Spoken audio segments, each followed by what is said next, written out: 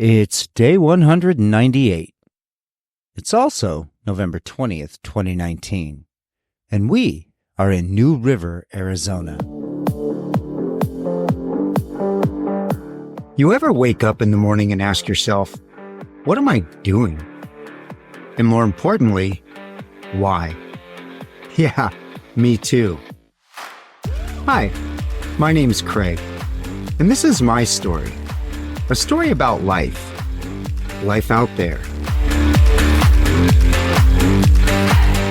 For visuals while listening, search Life Out There on your favorite social media platform or use the links in the podcast description. Going to sleep last night, watching the desert light up in the night, listening to the rumble of the thunder pass through, all while the desert rain showered vacilando with those soft taps on the roof. It's a pretty cool way to fall asleep. Fun. Exhilarating even. And waking up in the morning to learn that the Arizona desert can throw a winter storm temper tantrum with the best of them. The ever-increasing rains that had ended our 2-night stay in those Bradshaw Mountains, landing us here, smack dab in the middle of the desert, coming to life, right here, before our eyes.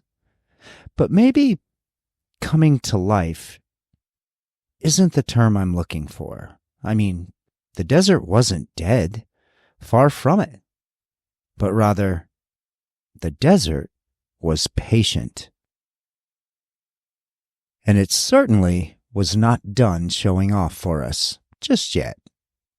As we made that drive up and around Lynx Lake, and then back down out of the Prescott National Forest, I was thinking about how much I was enjoying seeing this side of the Arizona desert's personality.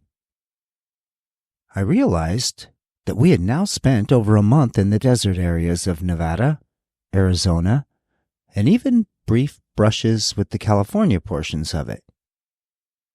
And I was experiencing the desert for the very first time. And to date, the desert had behaved exactly as we had expected it to.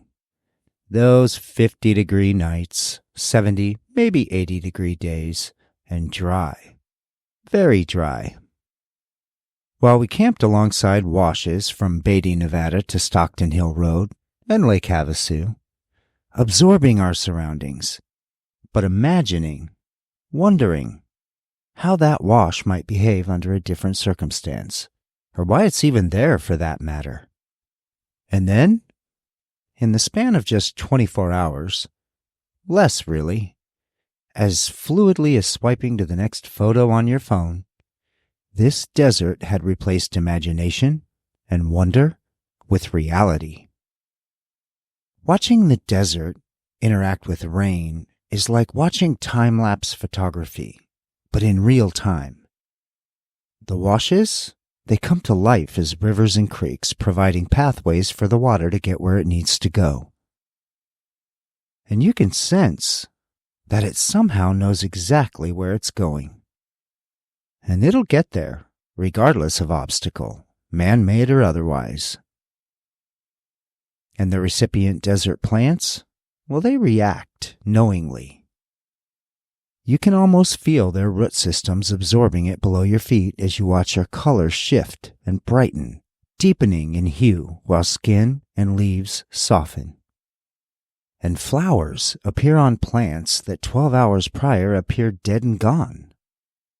They know it won't last long, and it won't happen often, so their instincts work flawlessly. It's just like an engine benefits from an oil change and a fresh tank of gas to provide reliable transport for another few miles. These engines of nature are now fueled up and ready to go a few more miles.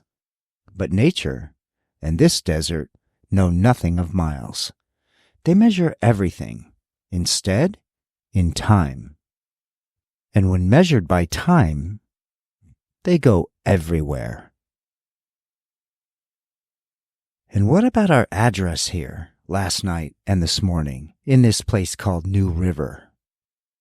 Well, this unincorporated community was established in 1868 as a stagecoach stop by Philip Lord Darrell Dupa. Apparently a pretty adventuresome fella. Born in Kent, England, educated at Cambridge, learning multiple languages, and would soon begin traveling the globe, exploring, telling colorful tales. One involved being shipwrecked in South America, where he would somehow wander his way into North America. He would arrive in the Prescott area in 1863, where he would meet another prominent pioneer by the name of Jack Swilling. The two would recognize the development opportunities in the area and would relocate to a place that would soon become Phoenix in 1867. Dupa is even credited with naming Phoenix. Just a year later, in 1868, Dupa established that stagecoach stop along the Black Canyon Highway, connecting Phoenix to Prescott. This strategic location provided an essential rest point for travelers and contributed to the area's early development. Now, documentation isn't clear, but it appears he named the stagecoach stop New River after a seasonal wash, also called New River, which is part of the Agua Fria River system. This wash is a natural watercourse that only flows during certain times of the year, typically after heavy rains. The water from the wash eventually drains into the Agua Fria River and then flows into the Salt River. Early on, the 33 miles of road connecting Phoenix to New River would be paved, but the remaining 75 miles connecting Prescott would remain dirt for decades. The small community of New River would remain just that, a quiet rest stop for travelers and commerce working their way between the thriving cities of Phoenix and Prescott, as well as other upstarts like Scottsdale, Cave Creek, Peoria, Mesa, and Anthem. And this would be the story of New River. Pretty quiet until the 1950s, 60s, and even the 70s rolled around. The development of infrastructure in the area, particularly the construction of Interstate 17, played a significant role in the town's growth. The highway improved accessibility and connected New River more directly to Phoenix and those other major cities. As those other major cities grew into the Phoenix, Scottsdale, Mesa, Peoria, Cave Creek that we know today, to become the Valley of the Sun, the name used today when referring to the Phoenix metropolitan area. As the Valley of the Sun exploded into a population nearing 4 million people, New River would begin experiencing growth of its own, becoming a popular rural community for those that worked in those nearby bustling cities, but wanted to come home to the quiet beauty of New River and the mountains surrounding it. Places like Daisy Mountain, Gavilan Peak, and the Tonto National Forest, all right here in their own backyard. New River seems to have blended all this with residential communities, ranches, and the wide open spaces of the surrounding Sonoran Desert. Now, the current census says that just over 17,000 Arizonans call New River home. We sure didn't see any of them, or feel it, from our little piece of desert on a rainy night. But we didn't go looking for it either. We also would never have guessed another interesting little factoid about this place called New River, but there seems to be a decades-long debate underway here. To incorporate or not to incorporate? Beginning in 1979, a time when New River had yet to crack 3,000 in population, the community would attempt to incorporate. But a Maricopa County Superior Court judge would call off the vote, ruling that New River was too rural and not urbanized as required by law. Debate would continue in the local politics for some 16 years when in 1995 another formal attempt to incorporate would take place. This time, the attempt would be blocked, interestingly enough, by the city of Phoenix. In Arizona, the incorporation laws state that the application must be approved by surrounding or neighboring cities. The thought is that the laws help to manage urban sprawl, along with preventing outlying areas from getting in the way of strategic urban planning in the larger, more established cities in an area. And some 24 years later, the movement isn't dead. Grassroots movements in the area continue to assert that New River should be allowed to gain more control over local development and even their water security.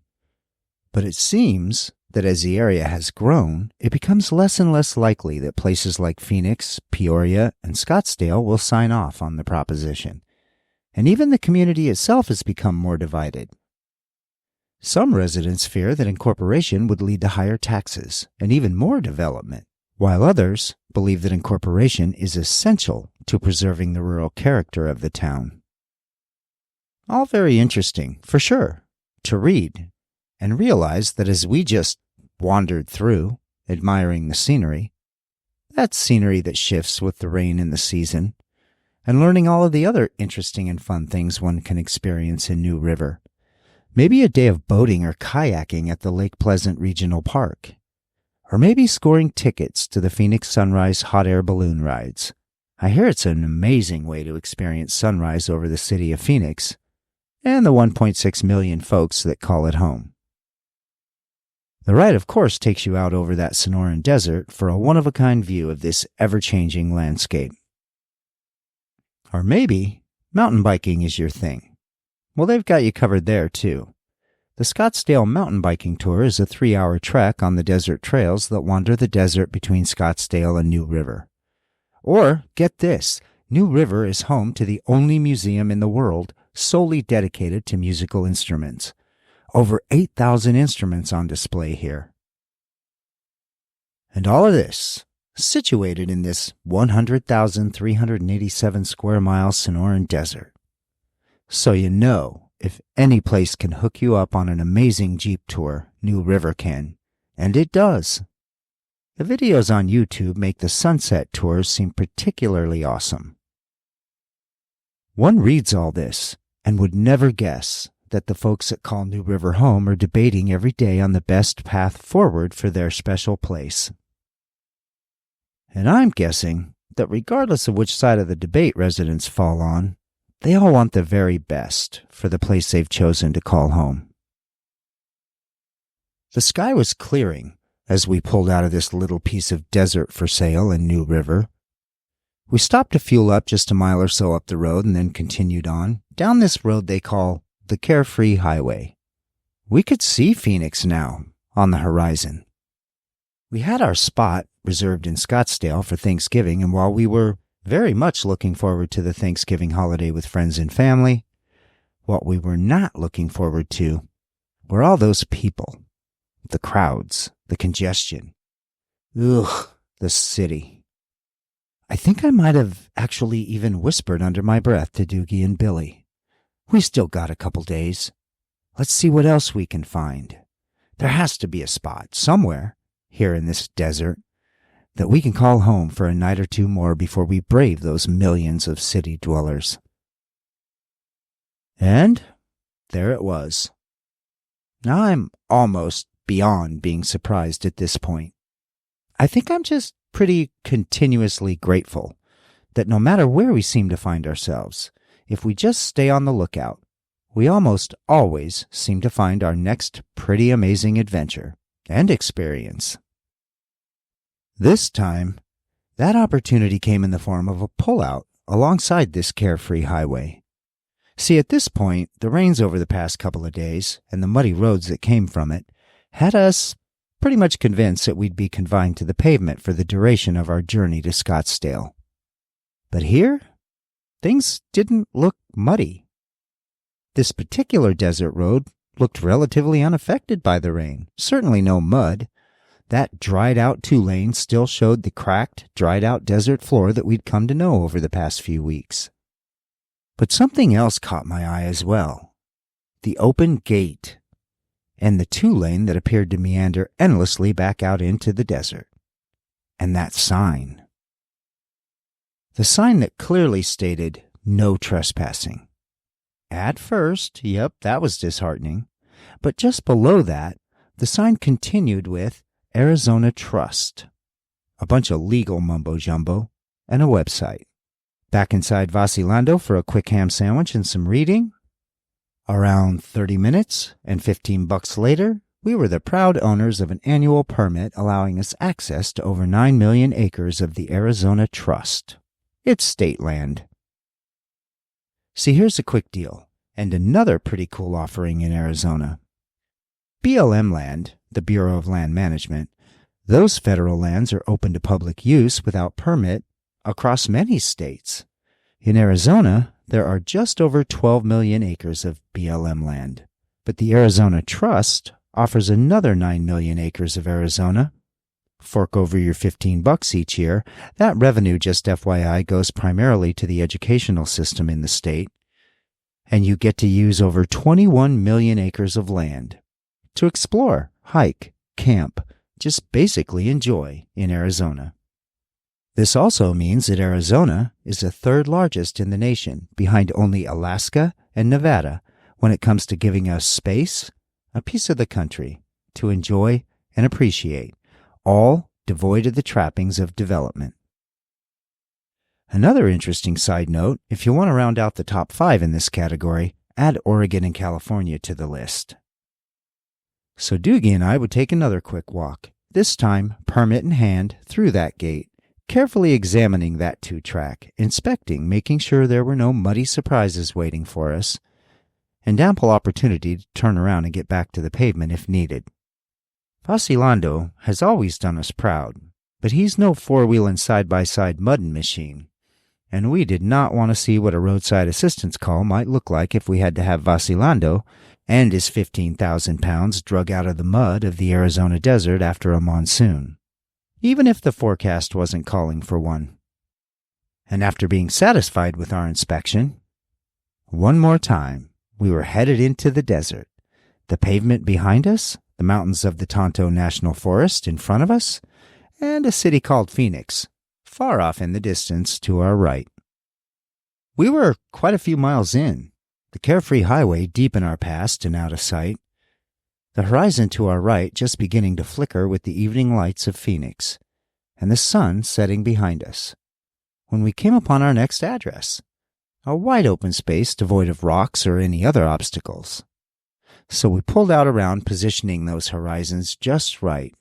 Phoenix and the mountains of the Tonto National Forest, the perfect backdrops for another night or two of camping in the desert. With Cave Creek on one side, New River on another, and Phoenix thrown in just for fun, the phone really couldn't decide exactly where we were. And it didn't matter much, really. As the phone flickered back and forth between the three, depending on where we walked, we just focused on the quiet, the sunsets, the sunrises, and the hot air balloons we awoke to each morning, apparently filled with the lucky folks that had scored those tickets to a Phoenix sunrise hot air balloon ride. Now, when we picked our spot here, I wasn't exactly sure if it would be for one night, maybe 2, but turns out it would be 3, not necessarily by choice. That first night brought a bit of a wake-up call. See, the phone had told us there was a 40% chance of rain showers this evening. And after dinner, a movie, one last walk with Dougie, we'd go to sleep that night watching the lights of Phoenix glittering on the horizon, only to be woke up a few hours later to the sound of pounding rains. Not the rains that had gently tapped Vacilando's roof last night. There was also no lightning or thunder. There was just rain, and a lot of it. Each time I started to doze back off, the next wall of water would hit Vacilando from what seemed like every direction, and it rained more, and it rained a lot. Seems the phone had left out the part about that if we did get rain, it would be a lot of rain. We awoke at sunrise to sunshine and clear skies. Those hot air balloons were even out and about. But that was a bit misleading. Everything would change as I stepped out into the desert for that first morning walk with Dougie, and my foot sunk some 3 inches into the desert floor. It was then that I realized our circumstances had changed, just a little. It was Thursday morning, But we weren't alone. By 7 a.m., 2 ranchers had driven by in their pickups, even a couple of side-by-sides. And this was a bit of a relief, actually. As I waved back at each one that drove by, I was also realizing that there would be help if we needed it. The other thing I realized was that the hydraulic leveling feet at each of Vasilando's corners had shoved the 2x6 block I'd carefully placed under each the night before deep into the desert floor. While his tires still appeared to be sitting on the desert floor, it was clear that if I attempted to raise the leveling feet and the full weight of Vasilando were to return to the tires, that would change. It was also clear that we were not going anywhere anytime soon, at least not under our own power. We also figured out that the 2-track that we had pulled off of just some 20 feet away or so was completely solid. So we'd just need to get back to that, and all would be good. And with the forecast telling us the rains were done, and nothing but sun in our future, guess we knew we were going to spend the next couple of days at least here. I also wondered, how long exactly does it take a desert to dry out? Turns out, it took about 24 hours. The other 2 days, that was just for fun. By the end of that first day, the floor of Vasilando would be covered with every towel and blanket I could find. And that's because after each hike in the desert with Dougie, there would be the obligatory wrestling match, while I would attempt to de-mud Dougie and Billie cheered me on. We'd also spend time writing here and learning about that place called Phoenix, just off in the horizon. The city that glowed in the sun and flickered in the night, the place I'd been so many times, and yet knew so little about. An area of the country first inhabited by the Hohokam people over 2,000 years ago. These people, this culture, would develop an extensive canal system to support their agricultural efforts and then mysteriously disappear from the area in around the year 1450. It's estimated that their population would grow to some 30,000, perhaps even as high as 70,000 before their sudden departure. Exactly why they would disappear from an area that they had invested so heavily in is not known for sure. But best guesses indicate that a drought, known as the Great Drought, estimated to have lasted some 20 years or more, and ending around the year 1300, might likely have been the trigger for their departure. It's also widely believed that the population numbers eventually began to put stresses on the land and the environment. Given the period's technology, it simply could not sustain the agricultural requirements needed to support the rapidly growing community.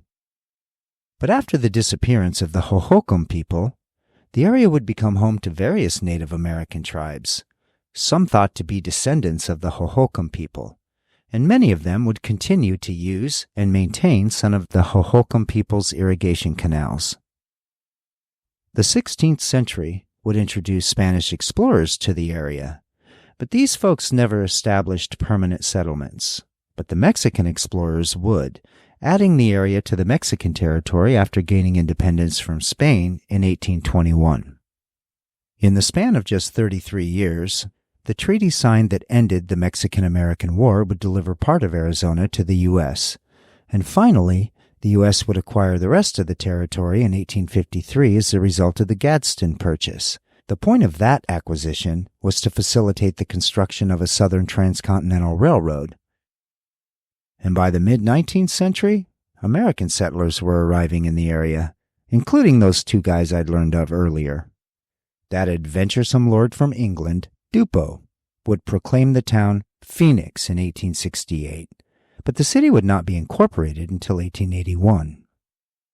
Stories tell that he suggested the name Phoenix to symbolize a city that would rise from the ruins of the ancient Hohokam civilization, just like the mythical phoenix bird arises from its ashes. The Hohokam had built an extensive canal system in the area which inspired his idea that a beautiful and bountiful city could be born and flourish within the agricultural potential of the area.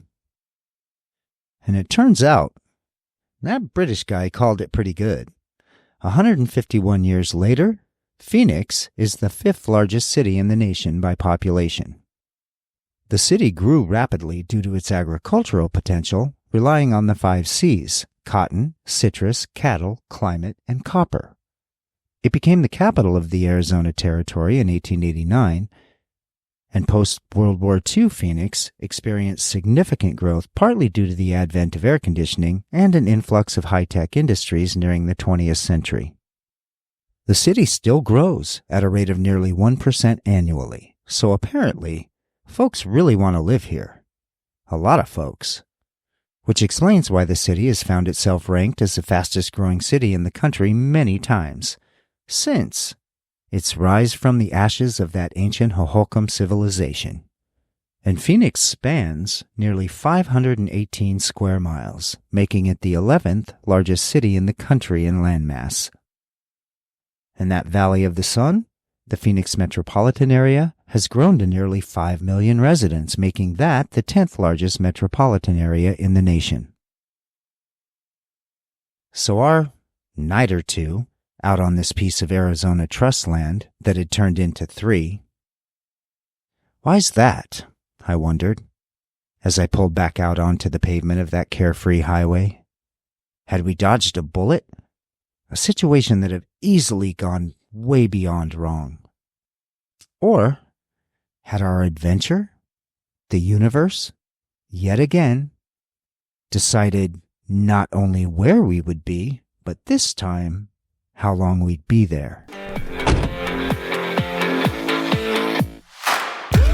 Turns out, this thing called life comes with a lot of rules. Maybe it's time to break a few. Because you can. No, seriously, you can.